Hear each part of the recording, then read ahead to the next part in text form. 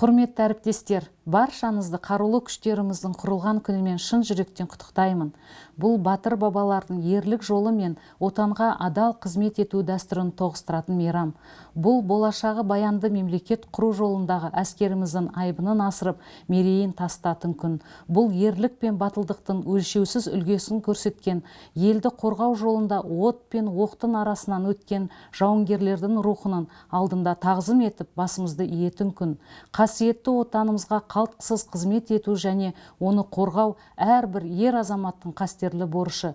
Сіздерді атаулы күнмен құттықтай отырып, дендеріңізге саулық, отбасыларыңызға бақ пен береке, еңбектеріңізге табыс тілеймін.